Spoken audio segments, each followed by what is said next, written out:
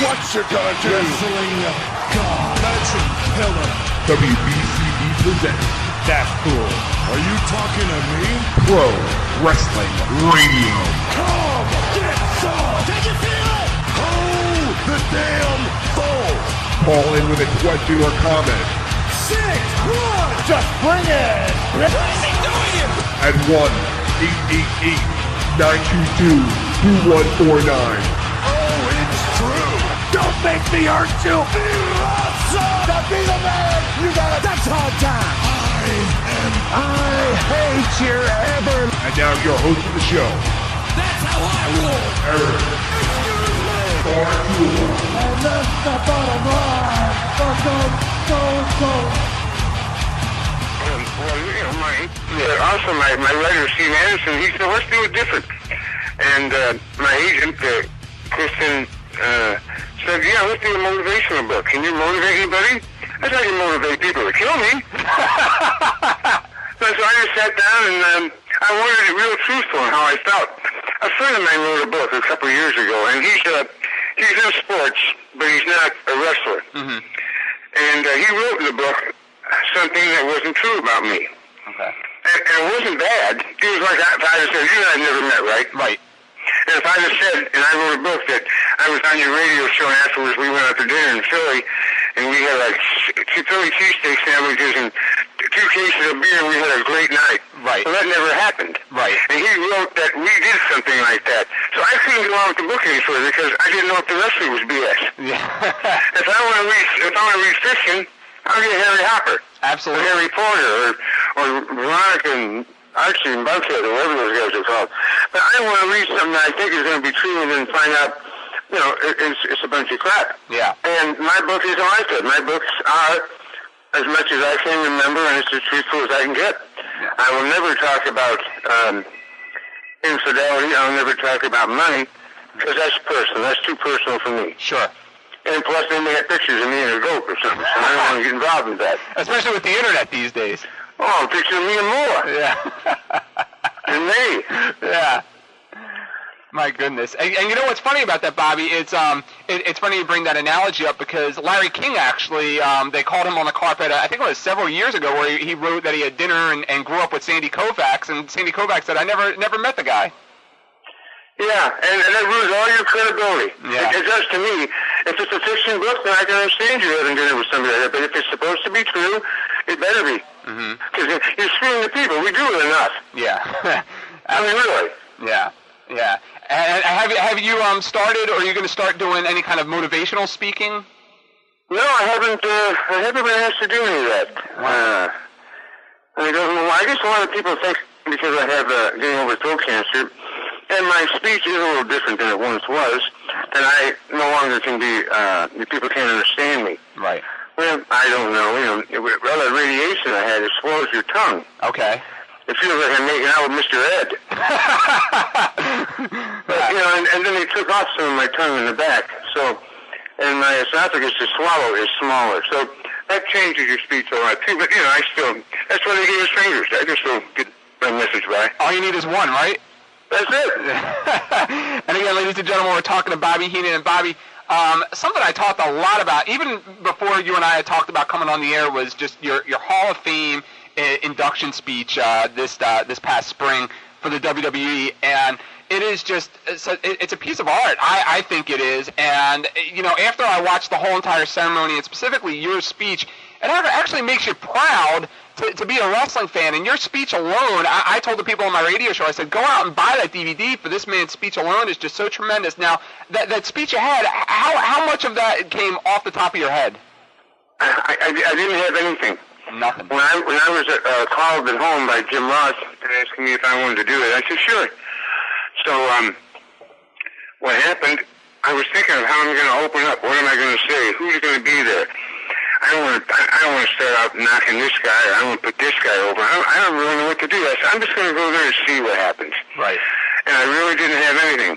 So I was sitting there talking to Morocco and Tio, and then when they started the show and started introducing, I said, well, I don't know what I'm going to do. I'm just going to have to go up there and see. I never liked to rehearse anything. Okay. I'm assuming I never rehearsed a thing. There was nothing written.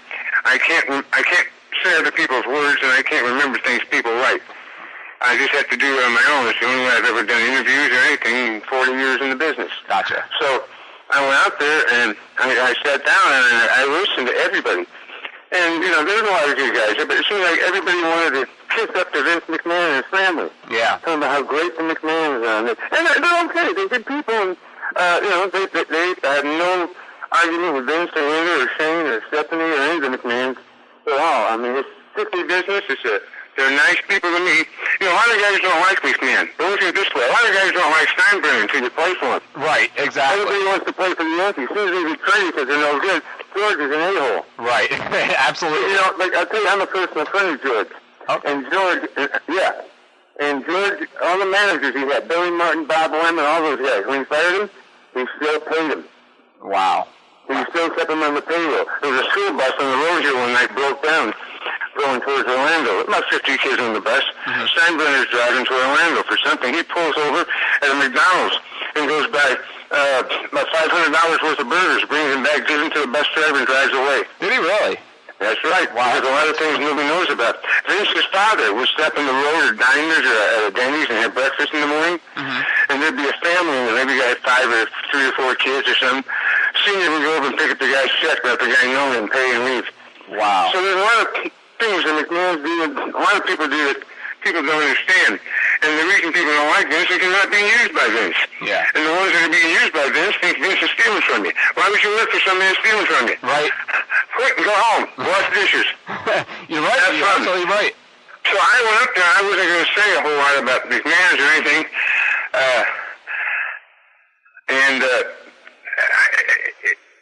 It just when I started out, I expected everybody to hear me. I thought everybody would think my voice was bad because of the cancer. Mm-hmm. So that's why I started off with the voice.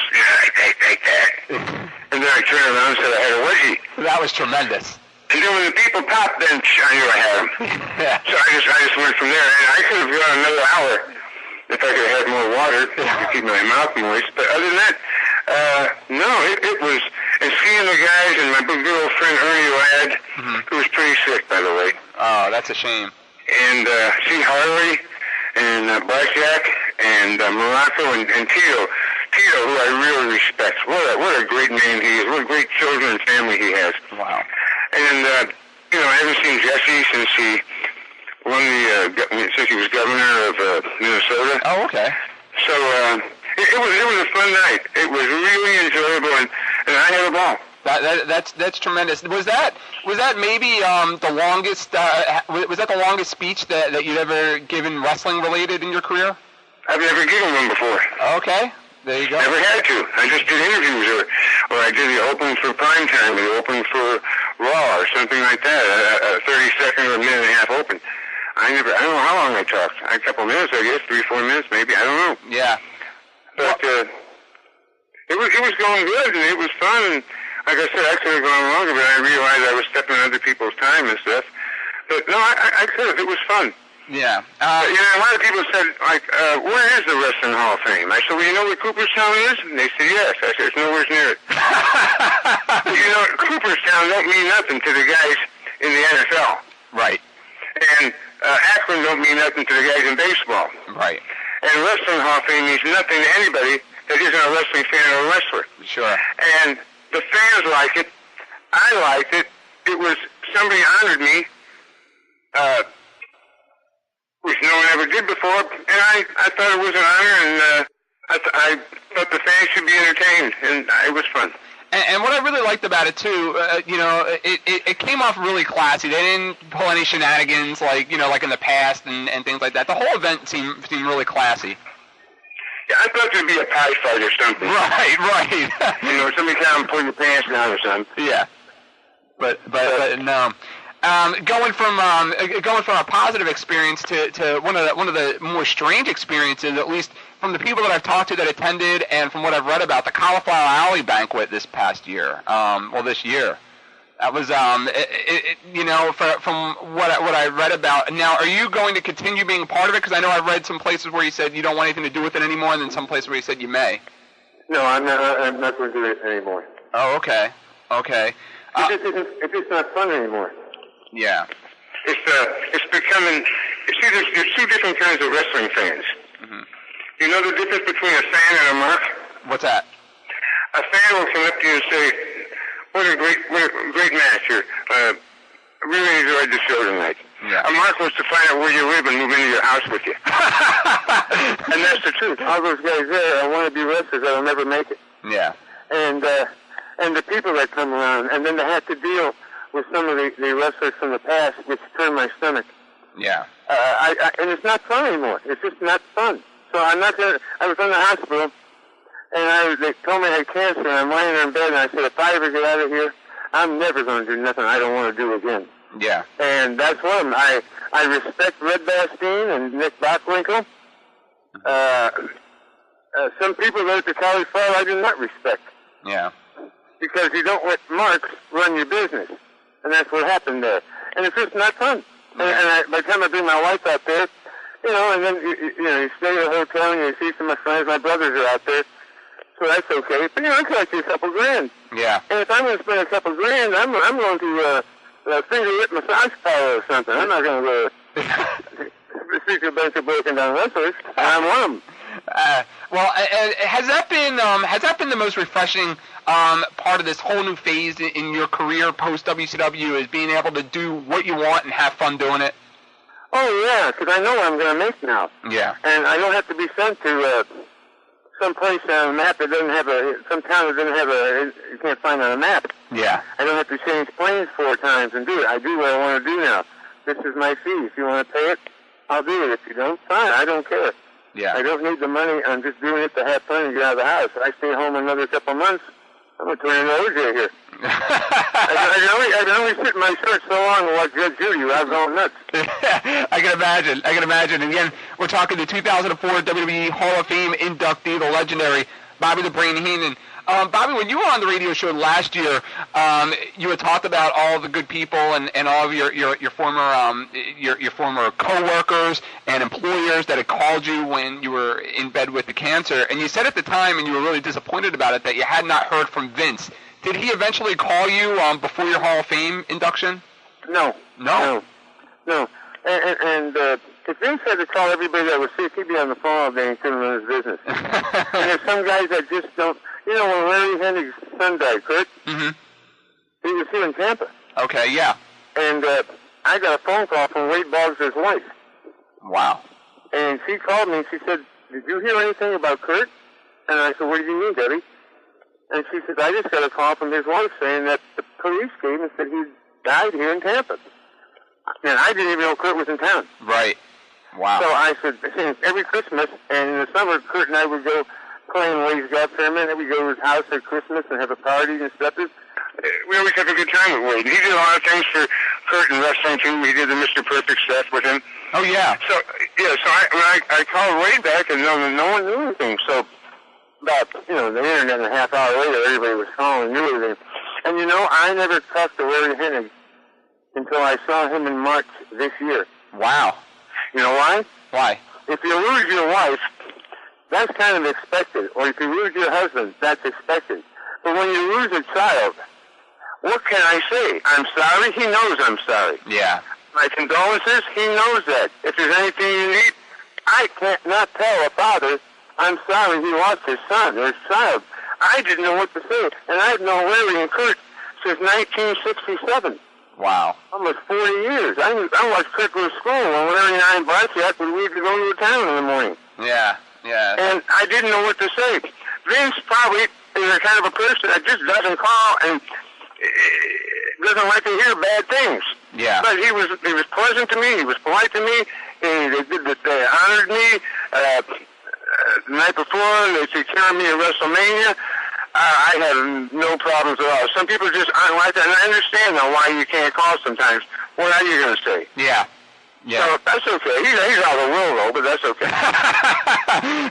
Are you going to be doing anything special with the WWE or anytime soon, or? Nope, I haven't heard anything. No. I told him when I left, I said, if something comes up and it's not too time-consuming and involves an awful lot of money, I'll do it. Yeah.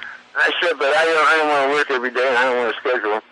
I said, but if you need an ambassador or somebody to go meet and greet people or do something like that at convention or something, or sign autographs before, WrestleMania. I don't mind doing that stuff. Yeah. I don't want to be on camera. I don't want to work anymore, be a manager. I don't want to do commentaries.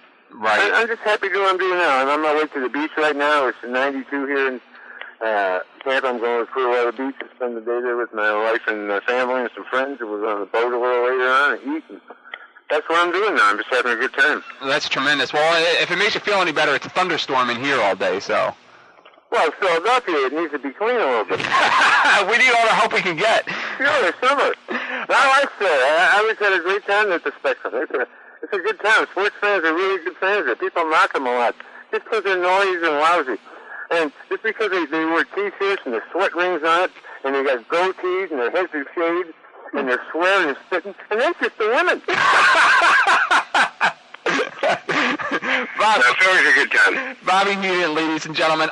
Before I go to the break, there's been some controversy over the last week or so, and over the last 2-3 weeks, and you'd be a great man to ask about this because you've worked with and been around both of them.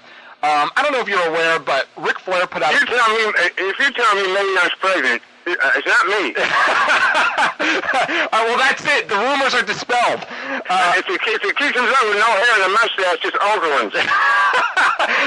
And a martini in his hand, right? And a little bitty tuxedo that don't fit. Ric Flair put out a book, a tremendous book. I don't know if have you had the chance to read it? Nope. Okay. He took a lot of knocks at a few people, Bret Hart in particular. And he said in comparing he and Bret Hart that there are no comparisons. He said Bret was not a good worker, and I mean he got real personal with the guy. Now you were obviously around Flair as his manager for the first part of his run, and around Bret from the first time he came into the WWE. I was around Bret in 1979. He lived across the hall from me when I was working for Georgia Championship Wrestling in 1979. Oh wow! Okay. Yeah, so I've known Bret a long time. So what are your thoughts on something like that? I think it's okay. It's a man's opinion. He has a right to say it. I personally think that Ric Flair, along with Hogan, has probably been the greatest entertainers our business ever had. Yeah. Bret Hart, to me, is an exceptional worker. He's very good. He's crisp. His moves are great. He has a Canadian interview, which is a little laid back. Yeah. You don't really get excited. But his work in the ring as a gentleman, outside the ring, everything, I love the guy. Oh, excellent. And I love Flair, too. You know, Flair wrote the foreword for my book. Yeah. So, see, what goes on between Flair and him, maybe that was business. I don't know anything about. Only 2 books I've ever read in my life. What's that? The 3 books. One was called Number One by Billy Martin. Okay.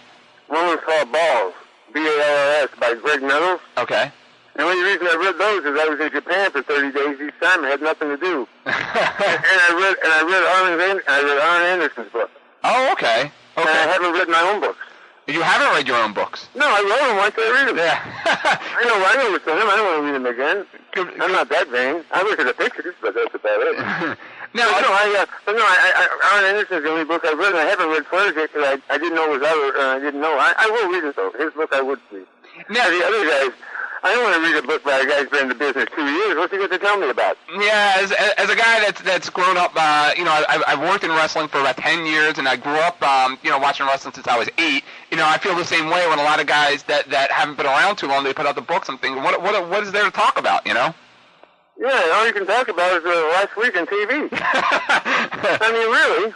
Yeah. And most of the guys today haven't been to other territories because when they started, there were no other territories.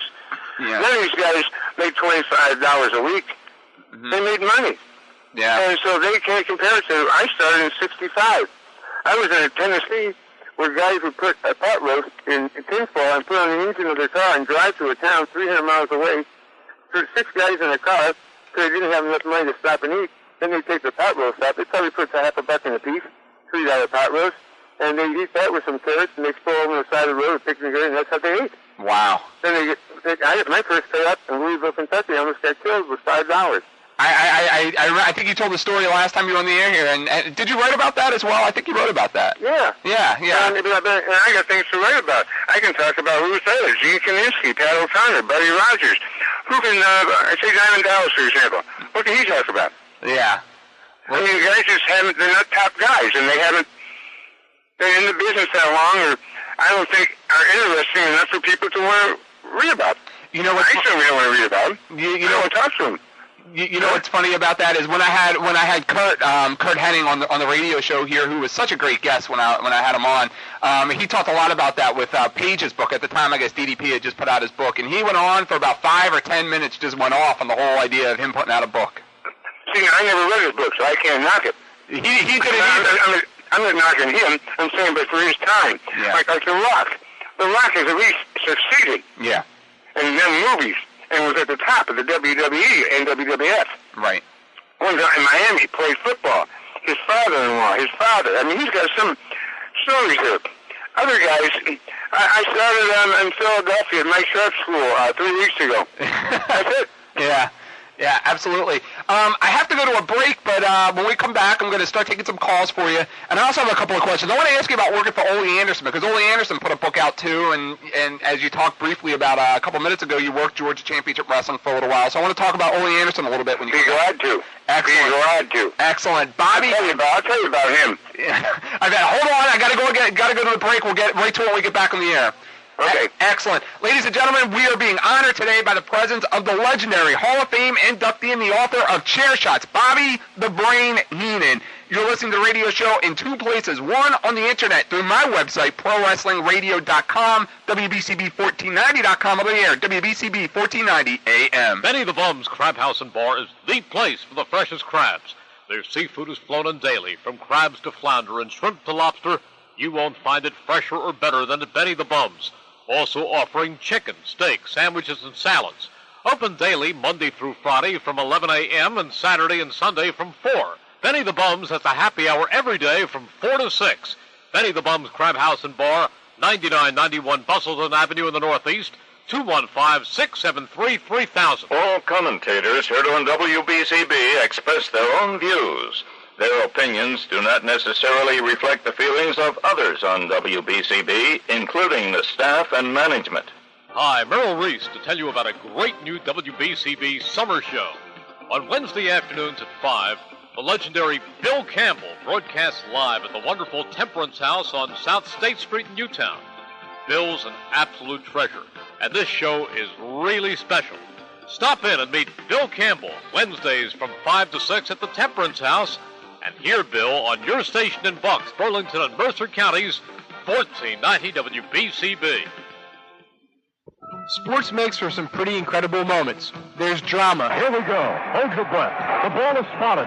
The kick is away. It's good! There's excitement. Marty Jones on the outside, Lionheart at the rail, and down the stretch they come. And there's happiness. Fastball is gone! Say goodbye! This is Wes McElroy. Join me for sports talk that's just a little bit different than the rest of the pack. Sports Night Live every Tuesday and Thursday at 6 and Wednesday from 10 to midnight on 1490 WBCB. And now, back to Pro Wrestling Radio with your host of the show, the voice of Combat Zone Wrestling, Eric Gargiulo. Alrighty, thank you very much. And again, we're going to be taking questions for Bobby the Brain Heenan. How it's going to work is how we've done it similar in the recent weeks, where you're going to come on the air and you could say hello to Bobby the Brain Heenan and state your question or questions, and then at that point we're going to ask you to drop off and listen to the answer, and that way we'll keep the show moving on a fairly quick pace. And again, the phone number to call for questions is 1-888-922-2149. That's 888-922-2149, or locally at 215-949-3232. And again, we're talking with WWE Hall of Fame inductee Bobby the Brain Heenan. And Bobby, we were talking briefly about Ole Anderson and Georgia Championship Wrestling before. What was it like working for Ole? Let me explain something about Ole Anderson. I'll tell you the whole story right from the top, if you got a minute, right? Oh, yeah. Okay, Ole Anderson comes off like he was a big star in this business. Yeah. Ole Anderson was nothing but a Southern tag team wrestler. I remember in the late 60s, Ole Anderson would come to Chicago. He's from Minneapolis. His name is Alan Rogowski. Mm-hmm. And he would come to Chicago and ask Vern Gagne, when he was still in the Army, if he could break into the business. I remember him standing in the International Amphitheater in the locker room downstairs waiting to talk to Vern. Mm-hmm. Vern broke him in and then sent him to Calgary. Only 2 reasons to go to Calgary. It's like Kansas City. in Indianapolis. You go there to start or you go there to die. There's nothing left for you in the business. The only place you can make money. Yeah. So that's what he went there for, is to learn how to start. If he was any good, Vern would have brought him back. Here's another thing. He was the booker for Georgia Championship Wrestling, right? Mm-hmm. He controlled everything. How come he never worked on top against the champion? Whether it be Funk, whether it be Ric Flair, or whether it be Harley Race. How come he never worked on top in St. Louis? How come he never worked on top in Houston? Those were the top NWA towns. St. Louis was the first place they ever used a manager, and that was me. Right. And Ole Anderson never worked there on top. Now, if he was a booker, how come he never booked himself in a match with Flair? That's a great question. Because Jim Barnett, the promoter, said, don't do it. You won't draw a dime. And he knew it, too. He was always involved in tag team wrestling with Gene Anderson or with Ivan Koloff. Ole went on that ring. He busted his butt. He worked hard. He had a lot of bad timing. He didn't know how to beg off from a comeback. He didn't know when to beg. He didn't know how to sell that well. He wanted to be a tough guy. Ole Anderson, I came down in 1979 in February. Mm-hmm. And I brought I left my wife and daughter at home. My daughter was just born in December. She was 3 months old. I came down there, and I asked Ole, I said, how long do I have? No, my mother died in April. Mm-hmm. And I had to go back home and bury my mother. And I came back. She died on a Monday night, and I was back to work Thursday because I had to feed my wife and daughter. Wow. I could have taken more time off to grieve, but what was that going to do? I had to go feed them. Yeah. So I went back to work. And I asked Ole, I said, how long do I have here, Ole? He said, you can stay here as long as you want. Well, I stayed 12 years in Minneapolis, and I could have stayed a lot of places longer. So I moved my family, my wife and daughter, to Atlanta. Mm-hmm. We moved in June. In October, he gave me my notice and said I was making too much money, and he fired me. Wow. When I went back in 1994, Ole was working in the office. I don't know if he was emptying out trash cans or putting in the paper in the crap house. He was doing something menial there. And he said, hey, Bobby, how you been? I said, what happened? How come you fired me? He said, I don't remember you being fired. I don't remember. Well, where'd you go? You just disappeared. Well, what kind of a boss could he be if you don't know where his talent is? Yeah, absolutely. No, Ole was not a top guy. He only worked in tag team situations. Tag team was never used on top at the Omni. Sometimes it was, mostly spot shows around Atlanta. He was maybe a big name in Marietta, but he never worked with the champion. That tells you if he was a top guy or not. Yeah. Ox Baker never worked with the champion. He never was a major territory star because they just aren't top guys. And Ole Anderson, being a booker, if he was a top guy, he'd have worked with the champion, wouldn't he? Yeah, absolutely. Okay, and he didn't because the promoter told him, don't book it won't draw. He didn't want to be embarrassed if the promoter didn't tell him, if he made his own decision himself not to do it, because it wouldn't have drawn a dime. Yeah. It's that simple. And there's one of the two most hated men I've ever met in this business are Ole Anderson and Joe Scarpa, Chief J. Strongbow. Really? Yes. The way they talk to people, the way Ole Anderson would demean Pez Watley, talk down to Bubba Douglas, make fun of Tony Atlas, just talk bad to everybody he could get his hands on. Chick Donovan, an extra, an underneath guy. Yeah. Treat him like garbage. Bill Howard. I mean, he just wanted to hate everybody. He wanted to come across as mean and tough. Well, we all know how tough he is because every year Blackjack Mulligan beat his ass so bad in the dressing room, he couldn't see out of his swollen eyes for 2 weeks. And that's the truth. Yeah. Mulligan used to beat him up once a year. You could put your watch spot. So Ole Anderson is nothing. He's nothing. He's lucky he was in the business. The only reason he was booker is because he would do that for minimal pay and take the heat when the other boys didn't want to be involved. I would have asked to be a booker a lot of places. I don't want the responsibility of having to fire people, hire people. If a good friend of mine calls and wants work, I can't tell him no. Yeah. I just don't have that kind of personality. A person that has that kind of personality doesn't have much of a heart, I feel. And that's what I think of Ole Anderson. I think Ole Anderson's a piece of shit. Wow. Right out there and back. Bobby, I don't have a delay here. Okay. Yeah. So he's a big piece of. Yeah. There you go. Thank you. Well, it's in the dictionary if you want to look it up. Yeah. I understand. Well, I appreciate your candid comments and candid they were. And the reason Strongbow so disliked was because he was an agent. Yeah. And if he liked you, he put you on first or second, get you out of there. Honky Tonk he didn't like. Honky Tonk sometimes didn't get home for 90 days. He'd bring his wife and his little boy on the road to see him. He'd put Honky Tonk on last after the main event. Make his wife and him sit in the building from 6 o'clock until 11 o'clock at night. When he could have put the guy on first to let him go home with his family or at least go to the motel rooms. The abuse of authority, and he's another big piece of you know what. Yeah. Yeah. See, I'm getting better. And you're getting wound up, too. Well, it makes me mad when Ole Anderson, who never drew a dime in this business, never did nothing in this business, knocks a man like Ric Flair, who held the belt 7 times, 20 times, who knows how many. And it's not because it's a work. You never win that, and they give it to you. Yeah. If you have enough respect in this business for somebody to give you a belt and run with it like the NWA belt and WCW belt, well, you have to ask Ric Flair and Dory Funk and Briscoes and Harley Race about what it means to be a champion. Ole Anderson was a disgrace as far as I'm concerned to the business. Wow. And again, we're talking... You can tell my sister. I don't care. I've never talked to the man in my life other than, meeting him when I was a kid, but, and again, we're talking to 2004 Hall of Fame inductee Bobby The Brain Heenan. Hey, and how come he never worked back in Minneapolis on top? Especially when you said that's where he broke in. Right. How come he never went to New York? Yeah. Well, a lot worse workers there than Holy. Yeah. His excuse was, I can make $200,000 here, Brooklyn, doing this and that. Well, I don't know if he was making that or not. Who knows? I'll tell you what I was making down. I was making around $700 to $900 a week in '79. Okay. And if he was making twice as much as me, he was only making. He wasn't making $100,000. That's a good point. That's a good point. If he was making 3 times as me, it still wasn't worth it to work 7 days a week and drive every day and be in Georgia. Yeah. I mean, when I grew up, my first 4 years, I had 3 teeth and I was making a mess in my pants. And I thought I was the governor of Georgia. Let's see. How about we take some calls? Sure. Excellent.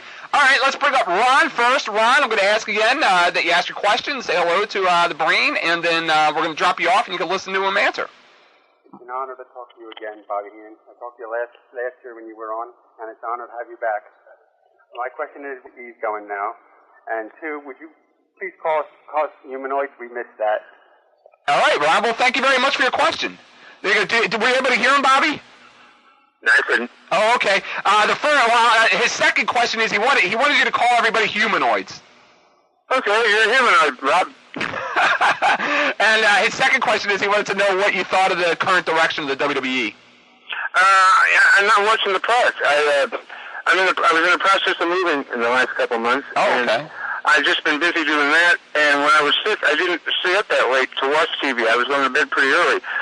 And I don't know any of the guys. You see, if it had been the guys I was in the business with, like the Baron Von Raschke's and Nick Bachman from Ray Stevens, and those guys were still wrestling, I'd really feel bad and I'd really miss it. Yeah. But the guys are in there now, I don't know them, and it's a different business than when I was there. And I don't really know what direction they've come from or are going.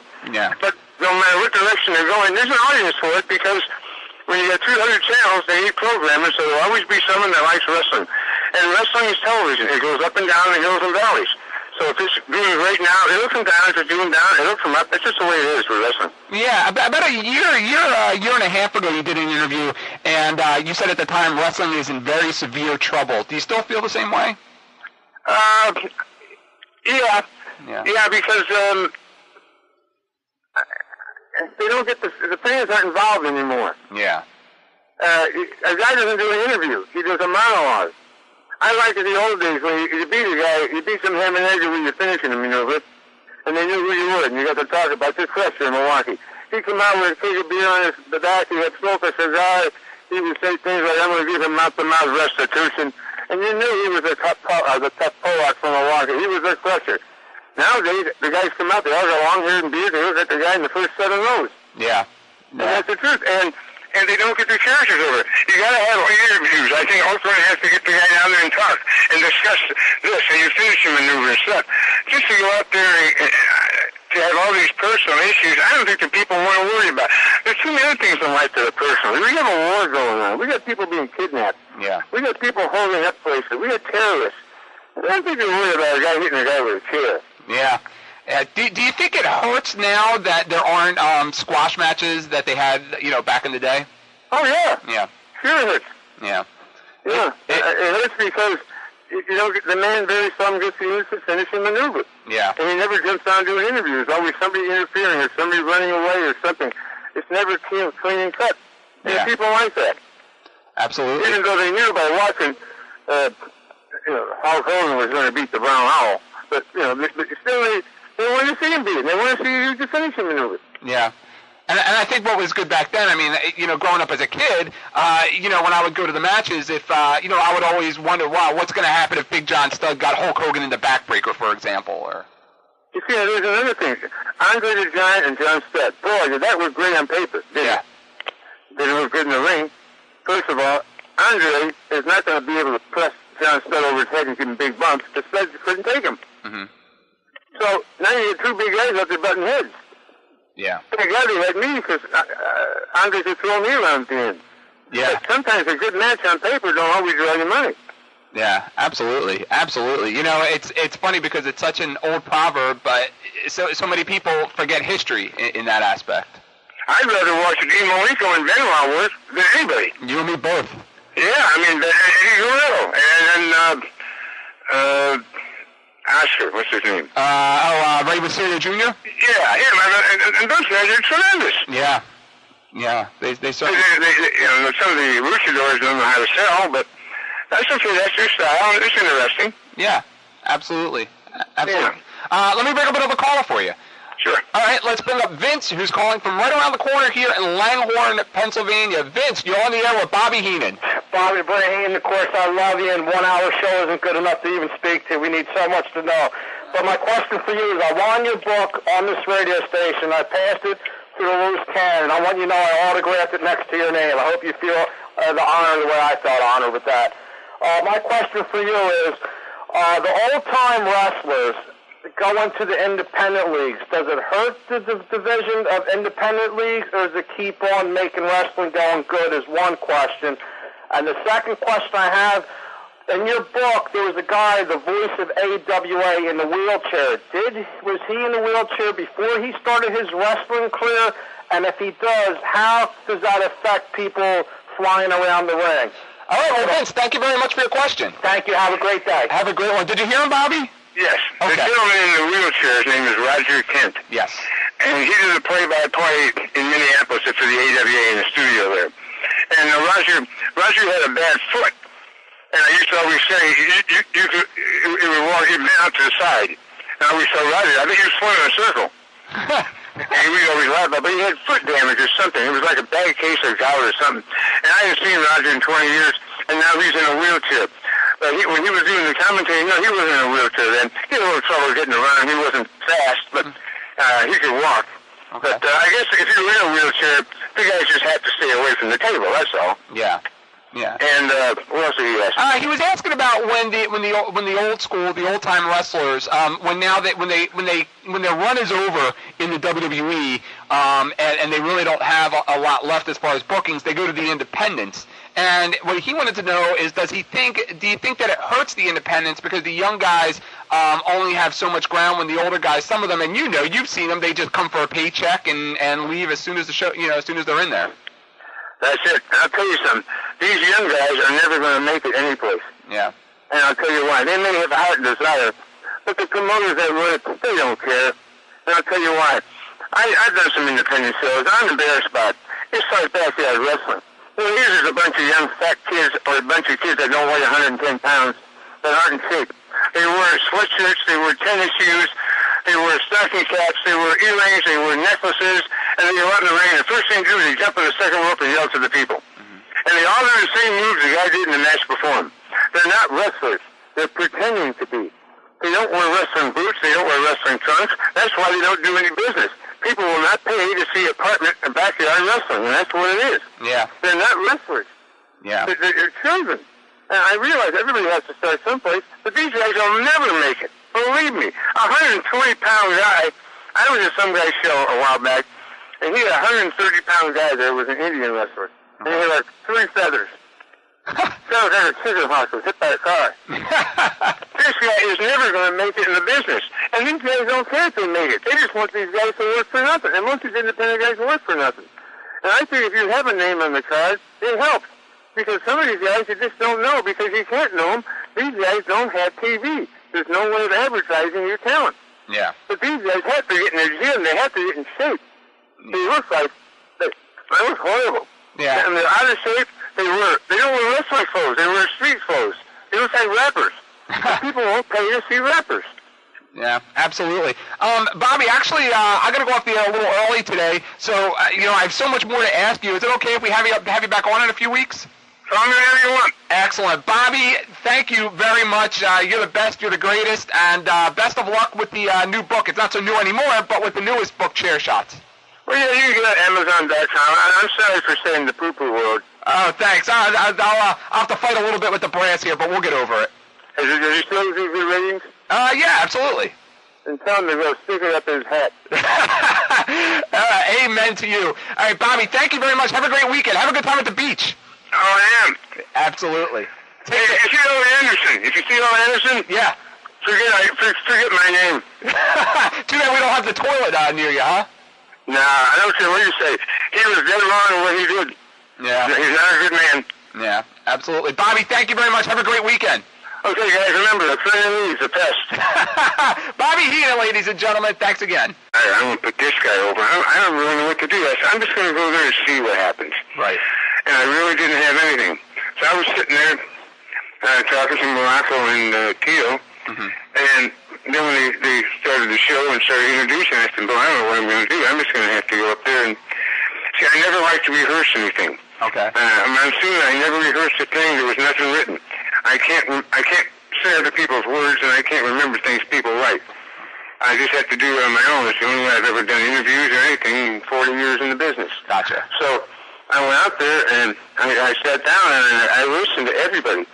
And, there's a lot of good guys, but it seemed like everybody wanted to kiss up to Vince McMahon and his family. Yeah. Talking about how great the McMahons are. And they're okay. They're good people, and, they had no argument with Vince or Linda or Shane or Stephanie or any of the McMahons at all. I mean, it's strictly business. They're nice people to meet. A lot of guys don't like McMahon. But look at it this way. A lot of guys don't like Steinbrenner until you play for him. Right, exactly. Everybody wants to play for the Yankees. As soon as they get traded because they're no good, George is an a-hole. Right, absolutely. I'll tell you, I'm a personal friend of George. Okay. And George, And George, all the managers he had, Billy Martin, Bob Lemon, all those guys, when he fired him, he still paid him. Wow. He still kept him on the payroll. There was a school bus on the road here one night, broke down, going towards Orlando. About 50 kids on the bus. Steinbrenner's driving to Orlando for something. He pulls over at a McDonald's and goes by on your radio show. Afterwards, we went out to dinner in Philly, and we had like Philly cheesesteak sandwiches and 2 cases of beer, and we had a great night. Right. So that never happened. Right. And he wrote that we did something like that. So I couldn't go on with the book any further because I didn't know if the rest of it was BS. Yeah. If I want to read fiction, I'll get Harry Hopper. Absolutely. Or Harry Porter, or Veronica and Archie and Buckhead, or whatever those guys are called. But I want to read something that I think is going to be true and then find out, it's a bunch of crap. Yeah. And my book isn't like that. My books are as much as I can remember, and it's as truthful as I can get. Yeah. I will never talk about infidelity. I'll never talk about money, because that's personal. That's too personal for me. Sure. And plus, they may have pictures of me and a goat or something, so I don't want to get involved in that. Especially with the internet these days. Oh, a picture of me and more. Yeah. And me. Yeah. My goodness. And you know what's funny about that, Bobby? It's funny you bring that analogy up because Larry King actually, they called him on the carpet, I think it was several years ago, where he wrote that he had dinner and grew up with Sandy Koufax, and Sandy Koufax said, I never met the guy. Yeah, and that ruins all your credibility. Yeah. It does to me. If it's a fiction book, then I can understand you having dinner with somebody like that. But if it's supposed to be true, it better be. Because you're screwing the people. We do it enough. Yeah. I mean, really. Yeah. Yeah. And have you started, or are you going to start doing any kind of motivational speaking? No. What you gonna do? Wrestling God. Legend Pillar. WBCB presents That's cool. Are you talking to me? Pro Wrestling Radio. Come get some! Can you feel it? Oh, the damn phone! Call in with a question or comment 6, 1, just bring it! What is he doing? at 1-888-922-2149. Oh, it's true! Don't make me hurt you! To be the man, you gotta... That's hard time! I hate your ever... And now your host of the show, That's how I roll! Eric. Excuse me! And that's the bottom line for Stone Cold. Also, my writer, Steve Anderson, he said, let's do it different. And my agent, Kristen, said, yeah, let's do a motivational book. Can you motivate anybody? I thought you motivate people to kill me. So I just sat down and I wanted a real truth on how I felt. A friend of mine wrote a book a couple of years ago, and he's in sports, but he's not a wrestler. Mm-hmm. And he wrote in the book something that wasn't true about me. Okay. And it wasn't bad. It was like if I had said, you and I never met, right? Right. And if I just said, and I wrote a book that I was about $500 worth of burgers, brings him back, gives them to the bus driver, and drives away. Did he really? That's right. Wow. There's a lot of things nobody knows about. Vince's father would step in the road at diners or at a Denny's and have breakfast in the morning, and there'd be a family, and maybe got 5 or 3 or 4 kids or something. Senior would go over and pick up the guy's check, let the guy know, and pay and leave. Wow. So there's a lot of things that McMahon's doing, a lot of people do that people don't understand. And the reason people don't like Vince is they're not being used by Vince. Yeah. And the ones that are being used by Vince think Vince is stealing from you. Why would you work for somebody that's stealing from you? Right. Quit and go home. Wash dishes. You're right. You're absolutely right. So I went up there. I wasn't going to say a whole lot about McMahon's or anything.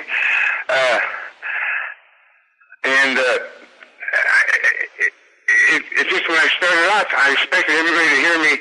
I thought everybody would think my voice was bad because of the cancer. Mm-hmm. So that's why I started off with the voice. Like that. And then I turned around and said I had a wedgie. That was tremendous. And then when the people popped, then I knew I had them. Yeah. So I just went from there. And I could have gone another hour if I could have had more water to keep my mouth moist. But other than that, no, it was. And seeing the guys and my good old friend Ernie Ladd, who was pretty sick, by the way. Oh, that's a shame. And see Harley and Blackjack and Morocco and Tito. Tito, who I really respect. What a great man he is. What great children and family he has. Wow. And I haven't been asked to do any of that. I don't know. I guess a lot of people think because I have getting over throat cancer, and my speech is a little different than it once was, and I no longer can be. People can't understand me. Right. Well, I don't know. All that radiation I had, it swallows your tongue. Okay. It feels like I'm making out with Mr. Ed. But, and then they took off some of my tongue in the back, so, and my esophagus to swallow is smaller. So that changes your speech a lot, too. But, I still, that's why they gave us fingers. I just don't get my message by. All you need is one, right? That's it.